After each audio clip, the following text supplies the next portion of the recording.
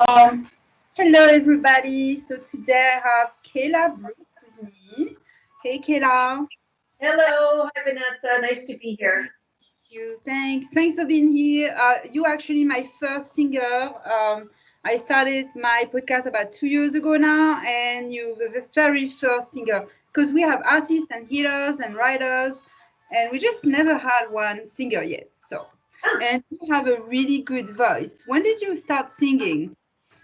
I started singing in my bedroom probably when I was 4 years old, Wow. but professionally when I was 14.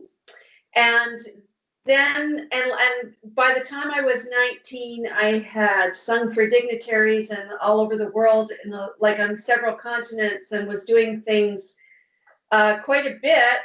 And so I thought it was very easy. And then life kind of came along and I stopped doing it. And I stopped doing it for a long time. And I actually started back up in my 50s. So Wow. I'm a late bloomer with about 40 years of experience. And Wow. so I did a debut album at 55. And so I have been singing for a very long time, but I haven't actually pursued it until later on in my life. So. Okay, because so you started that you went through so many life struggle, you had a bit of divorce, and then you lost your kids Yeah. over it at the age of 38, and it was that's when that AA moment came to you when you had to think of something to make it through your life, and so you decided to create a show, and so you were inspired by that singer Eva Cassidy. And so, Uh, what made you want to sing for her and made a show on her behalf?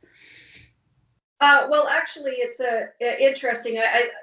When I got divorced at 38, I actually went into a depression because I did lose my children, mostly because of what I had gone through. I had lost my children, not because of anything that I did. It's just that I didn't have family and I didn't have money to have a lawyer. And I fought for 2 years, and eventually I just signed the papers.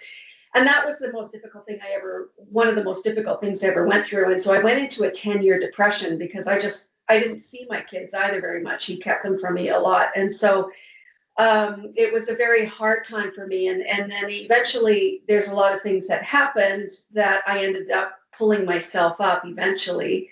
But one of the things that happened, how I got onto singing about Eva Cassidy was my massage therapist. If anybody is familiar with Eva Cassidy's music, you'll probably have found out about her from someone else telling you, because her fame has come from word of mouth.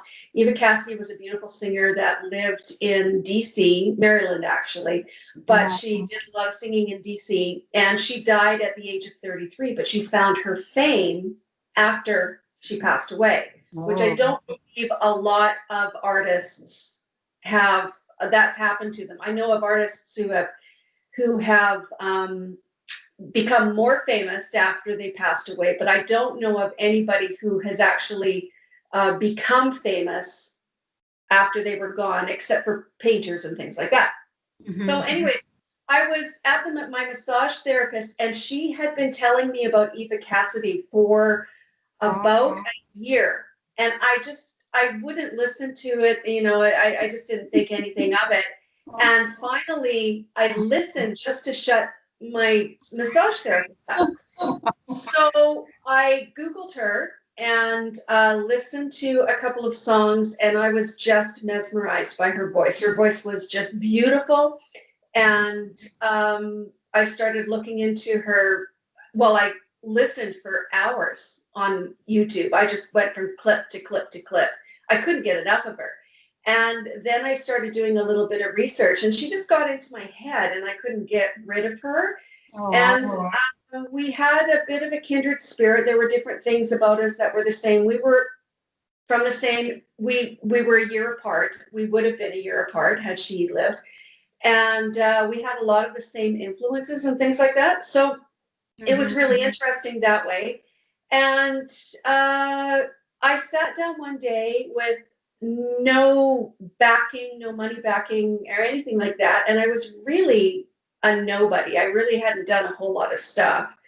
And I decided to write a show about Eva Cassidy. I did have a bit of a theater background, but I decided to sit down and write. So I wrote a show on a weekend, and within 4.5 months, I had the band and all the charts done and a theater booked, and I was up and performing it. So I wrote it at the beginning of May 2013, and I was performing it in September of 2014 or 2013. And to have done that without it was just an idea in May and not knowing anybody, and then being up on stage, and it kind of took a life of its own after that. And we performed for 4 years. I toured it, and it went just over like gangbusters. It was really good.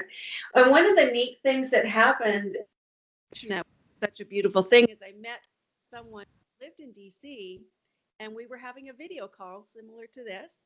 And I brought up Eva Cassidy and said that, because she lived in DC. And she said to me, "Oh, I went to Eva's last concert." And I'm like, "Oh my goodness, get the details from it, because I sing about that." Talk about.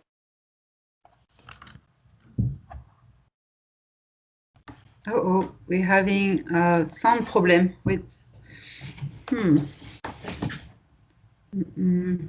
Weird.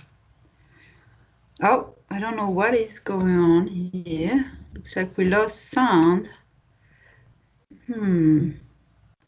So she is going to be working on fixing her sound right now.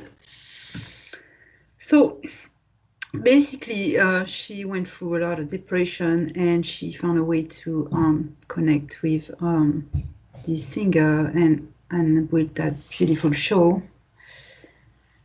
And then she sold out. She's incredible. And yeah, I see she's still here. For people watching on YouTube, she's here, and you heard a story. And I think she's hearing me too. Anyway, her debut album is called Plush Red Hair, and you can find her website and also her Facebook and Twitter and LinkedIn at Cayla Brooke. And a message is basically life doesn't end at 20, 30, 40, 60, or 80. Our life can go on, and at any age, basically. And you are the master of your own life, and you can create anything you may desire. So, no, I don't know what is up. Huh? No. Let's see. Everybody, I hope you are still listening. She's going to try to fix the microphone right now. And don't forget to go check out all videos and website, and you'll listen to the music and the original Eva Cassidy as well. Test 1, 2. Can you hear me now? Yep, fine. I moved to my webcam, so sorry about that. I don't know. It just all of a sudden stopped. My apologies. Okay. So a little bit about what people will experience if they go and see you when you were touring with your crew. What's the experience like? Well, I put on a pretty good concert. My concerts are a lot of stories, and then the music is really varied. It will go from jazz and soul and pop to rock and roll to I love Barbra Streisand, so there'll be a song that'll have a bit of a Barbra feel to it, or a Broadway feel to it. Jazz, like everything, it runs the gamut. Country. And so if you're a person that likes mixed tapes, if you were the person that stuck mixed tapes in your, or lots of CDs and like a variety, then you're going to like my music. But there's always a through line. It all fits because it's all me. It's very natural. It's what I do. But my concerts are very empowering, and they make you feel really good. And a lot of people at the end of them just feel like they can take on the world, and they have a good time, because my purpose and what it is and my music and how it's all worked out now is that I really want women and men to understand that our past does not define who we are, but we like it defines us as far as what happens and the scars that we have, but we are able to give it its definition, and that we don't have to let the past drag us along, but we can actually start to blossom no matter what has happened to us, and that it's never too late to follow our dreams and our passions. And I am living proof of that, that you can just go out and live your best life and live what I call a divalicious life, like be the best version of who you are. And yeah. So, who was that person at 38 when you were devastated? Life was awful, terrible. Can you reconnect with that person and tell us the humongous difference between now and where you were back then? Would you ever thought this would happen? Well, the thing is that I wanted to be a singer, knew what I wanted to be since I was 3 years old. That dream has never died. It was there right from the very beginning. And at 38, I was devastated, but I went into a depression for 10 years. So you have to understand that at 48, I was nothing more than a puddle on the floor. Wow. I was so small. I was just small and minuscule, and I felt unloved, and I felt unworthy, and I felt I had no voice, and nobody wanted to hear. I had no value. That was basically how I felt.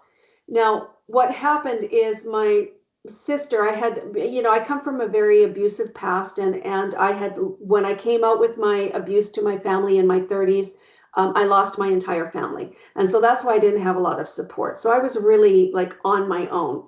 And so that's why when I lost my family first, and then I lost my marriage, and then that meant I lost his family, and I also lost all my church friends because I was getting a divorce, and so I lost them, and so but I still had my kids, and then I kids. And when I lost my kids, that was it. I was done. Okay. So and that's what put me into my depression. So, but anyways, I got back together with one of my sisters, my oldest sister. She was 16 years older than me. And I got back together with her. And 4 months into our relationship of just reuniting, and I finally felt like I had a little bit of family and that kind of thing. It was my two older sisters that I got in touch with. And 4 months into it, she was diagnosed with stage 4 ovarian cancer. And I felt robbed. I felt like I had lost again. And then, sadly enough, I lost my second sister to ovarian cancer as well. So I lost all my connection to family that I wanted to keep. And but when I was at my sister's deathbed and had my last words with her, her death really changed my life. And that's where I went from being minuscule to something. And the one thing that my sister said to me when I asked her for some advice on her deathbed, tell me, and she said, to not let fear stop me from doing something I really wanted to do. And no one had ever spoken to me like that before. No one had ever said anything like that. And I had lived in fear my entire life because I was so afraid.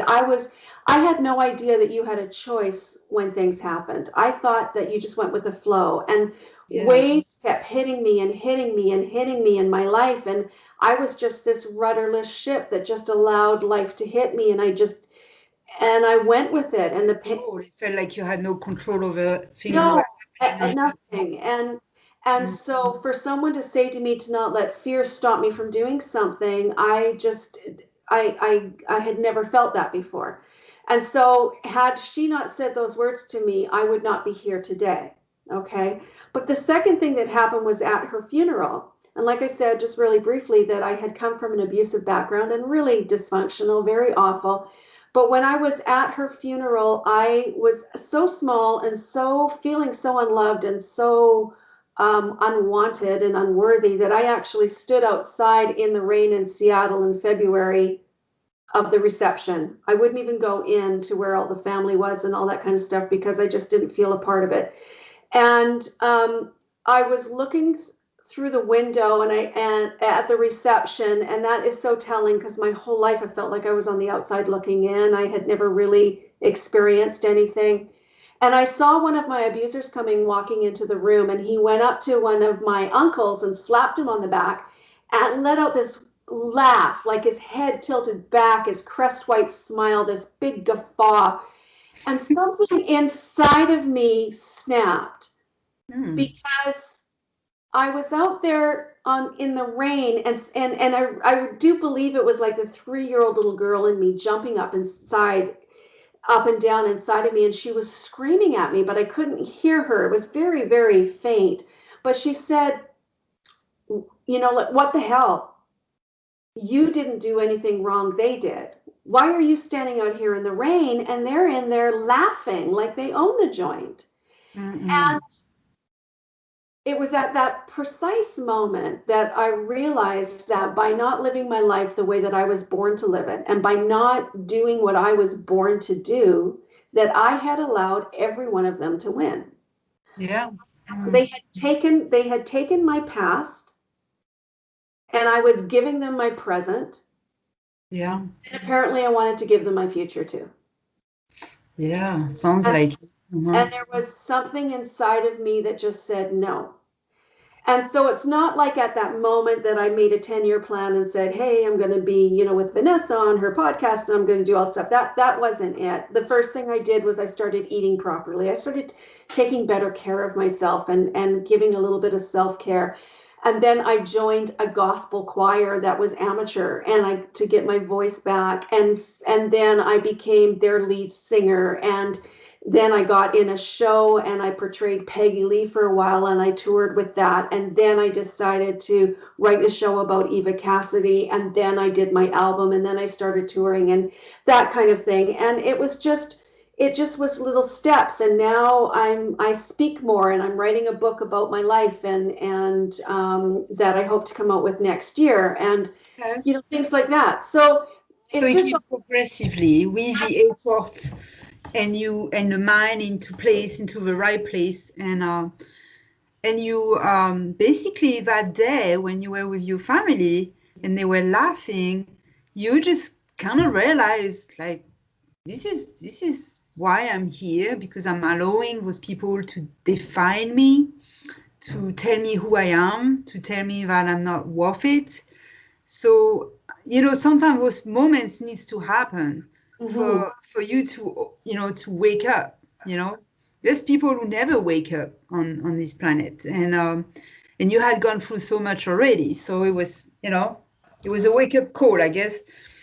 And and it's now my mission to no one had said to me, don't let fear stop you, and no one had said to me that I had a choice to respond how I choose to respond to trauma or drama that happens in my life, and my own personal part in taking ownership of my life, like understanding that I am actually the master and the author of my life, and that I have choices that I can make. I can't always control the things that happen. We can't control pandemics. We can't control who's I'm from Canada, but trust me, you guys sneeze and we get a cold. So I can't control who's in the government or anything like that, but I can control how I react to those things. I can control whether they stop me from continuing on to my path, or whether I whether I shift and pivot. Shift and pivot to move on to something else. It's those are the things that are important, and understanding that we always have a choice. So it's now my mission to let other people know, especially people that are from my age group, because I think that we weren't taught that we do have a voice and we still have a purpose. There's something for us all to do, and that life doesn't end just because you turn 40 or 50. I talk to 35-year-olds who think that their life is over and that they're too late to sing. I'm like, oh my word, honey, that's where I go back. That's where I got started. It's like that. No, like don't even think that way. Story really gives you hope for those people, like you say, who at 35 or 40 think, I went through so much. This is unrecuperable. It's my life is over, and I've went through too much, and there's no way I'm ever going to succeed. A lot of people. So seeing that, like from you, instead of saying, "Oh, you should have been successful at 20 or 25, or it's over," I used to think the same way. I was always chasing being successful until I was 27, 30, and when it didn't happen, people keep telling me family members, and I wasn't successful. I thought, damn, I spent 10 years trying to do that. And now they're telling me I'm too old when I was only 27, you know? And Yeah. so after those years, I spent all this time trying to prove myself, to be better, to feel like maybe I was not worthy or I needed to feel worthy. A lot of people feel that way. And, that thing you say about your sister, she kind of opened your eye on something you didn't know. A lot of people have that problem. It's something they just need to hear and they just don't know. And they for them to understand it, they just have to either hear it from a specific person or be in a specific setting or go through a traumatic event, just something.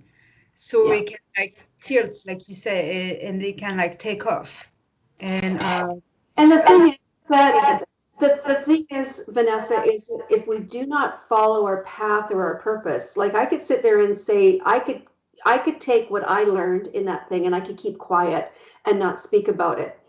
And the thing is not everybody wants to hear from Tony Robbins or, some of these big names. Sometimes hearing from somebody like me, who's just a regular person who has, gone through certain things and understands what it's like to feel that way. And also I've been on both sides. I know what it's like to have life absolute, like to not make the choice and have it throw me. And I also know what it's like to pick myself up, and trust me, the other side is much better. And so sometimes when people hear it from somebody that's just ordinary, it has more impact with them than say hearing it from some, big person that, speaks to 10,000 people all the time. So it's really important for us that when we do learn things like that, learn life's life's things, the things that hit us upside the head, that we share, because we never know when we're going to be the light to somebody else, that's going to spark them to go on and move on to do something else, right? It's really important that we use our voice and that we speak about the things that we know about, and that have really touched us to share it with other people. I just feel it's important. So that's why I'm so grateful that you do what you do, because it's part of us, women. It's important that we use our voice. It's important that we speak up and let our voice be heard. So yeah, and there's still some people stuck at home right now trying to have a voice heard, and they just don't know where to go. And I've been that person. I used to have my voice heard everywhere, and then I lost it. And then when I lost it, I really felt like I was closed up in a world where there was no way out. There was no way for me to speak up or to be heard. You can speak, but that doesn't mean you're being heard by anybody, or maybe the person that you wanted to be heard from. And so it's hard to break the walls on your own sometimes. So I'm glad you're here and we all hear men's, women's voice, to just allowing anybody to know that it's there for you, that there's a way to reach out, and you can have that beautiful life no matter what happened to you, and you can just turn up. Yeah. absolutely. Because we all go through, things, and some people go through way more than others. And, it's life, and we all live in a different ways, of seeing things anyway. So would you like to sing something short, maybe? Yeah. Okay, well, I have a song that I call Divalicious. It's fast, though. I don't know how that would work a cappella, but I like the words to it. It goes, some say I'm too old, too much meat on my bones. My time is past, too many milestones. Leave it for the young, be surreptitious. I don't fit in your mold. 'Cause I'm Divalicious. Oh, bravo. There you go. No music. Oh my Yeah. God. Yeah, I listened to you music and Eva Cassidy, some of the YouTube video I saw about, I saw all the comments, so many comments. Yeah. It's really sweet, like a little sweet voice. And what happened to her? What's her story? She got cancer. Um, Mm. she passed away from melanoma, and it was very sad because she really that the YouTube video that I sent, which was of her singing at oh, what's it called? Oh, I can't remember. Sorry, it's just it's escaped me. But she was singing at her last place in DC, and that was her last concert that she did. And it was recorded, and then she was gone that year. So what you saw was one of the last recordings of her. But she was diagnosed with melanoma and passed away quite awfully, like an awful passing. She did do one live concert before she passed away and came on and sang "It's a Wonderful World," and that's where a bunch of people, they'd had a fundraiser for her, and they did that, and that's what I was saying that my friend went to go see that, and that's where she went. But I was going to tell you, before my mic went, I was going to tell you just a serendipitous story that went along with that. Okay. That I was talking to my friend Janine, who lives in DC. We had met online, and we were talking on a Zoom call, and it was one of our first ones. And I mentioned Eva, and like I said, she said that she had been to this final concert of hers. And when I was like, "Whoa, tell me about it! Tell me all the details." And then she told me that she actually knew Eva's guitar player and Eva's drummer. And I was like, are you kidding me? That's so cool. And that last year I went to DC and to New York, and my friend Janine arranged for me to meet I had dinner with Eva's guitar player and drummer. Nice. And what was so cool was then we went into the living room, and um, Chris, not Chris, sorry, Keith brought out his guitar and started playing it, and Rice started playing the wicker chair, and I sang Valerie by oh gosh, can't remember anybody's name, but I sang Valerie. Anyways, and then we had this impromptu minute moment, and I got to jam with two guys from Eva Cassidy's band.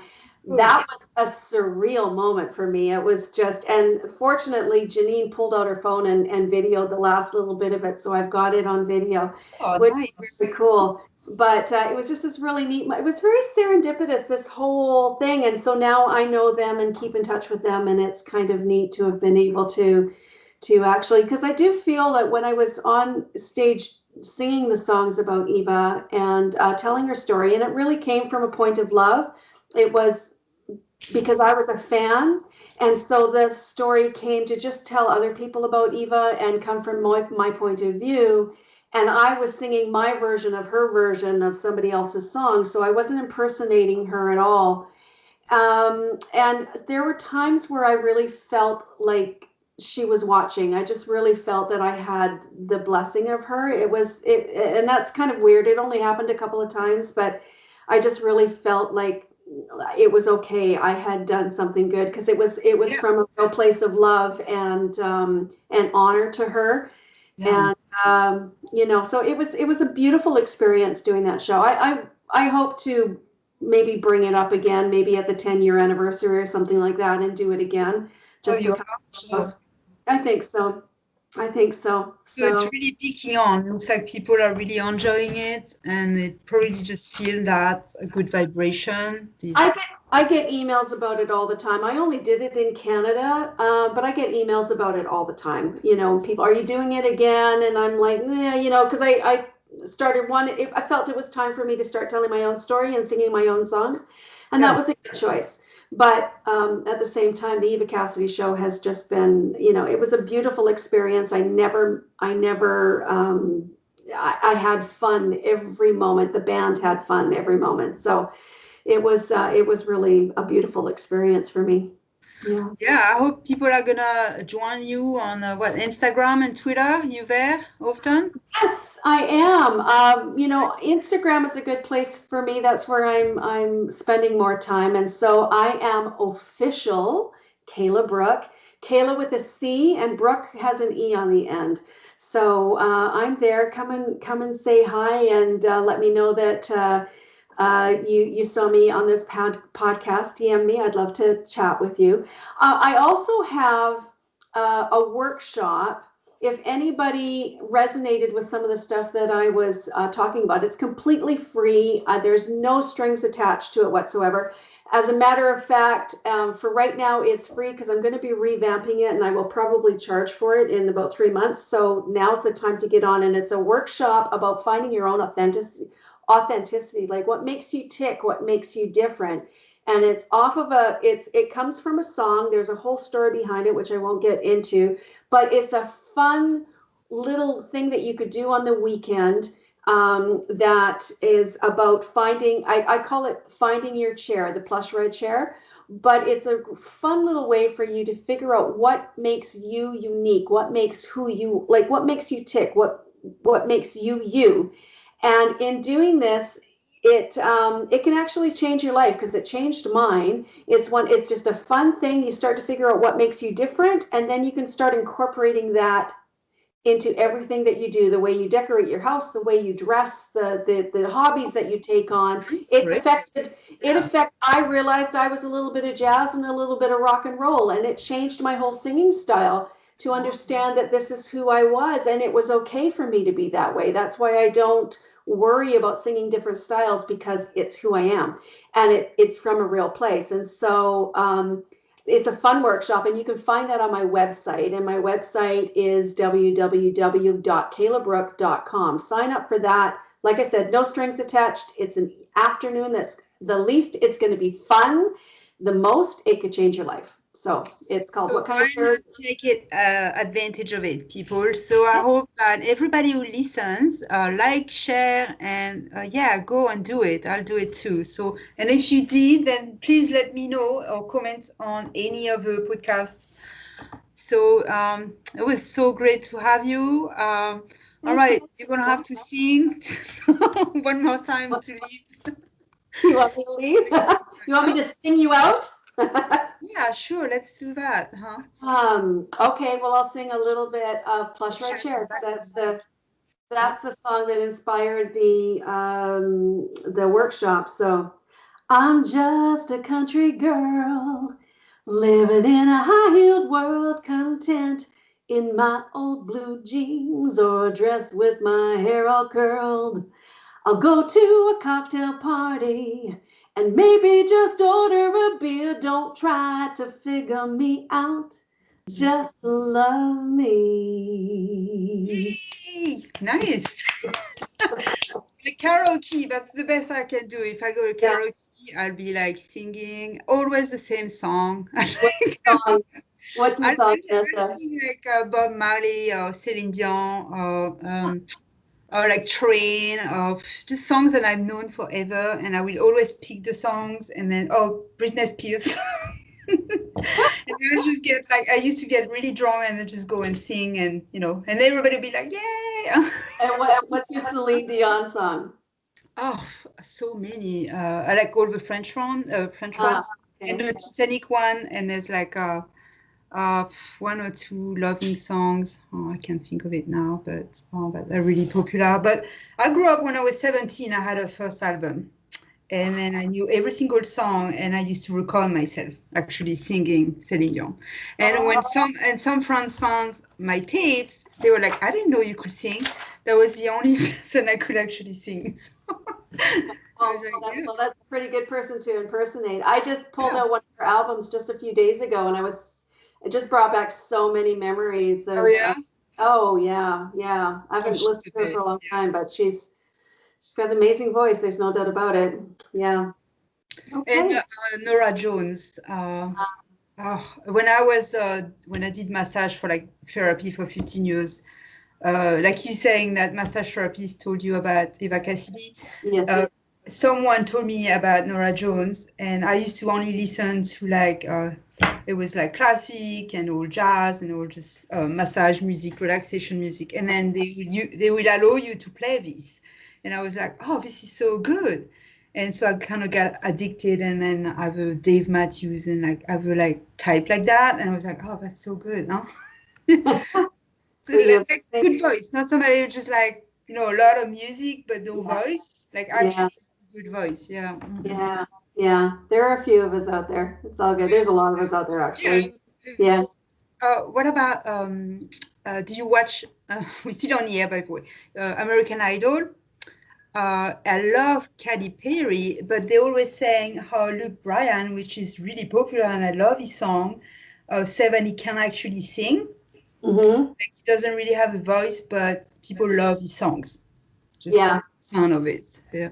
Yeah, there's a lot, and then they can do a lot of stuff in the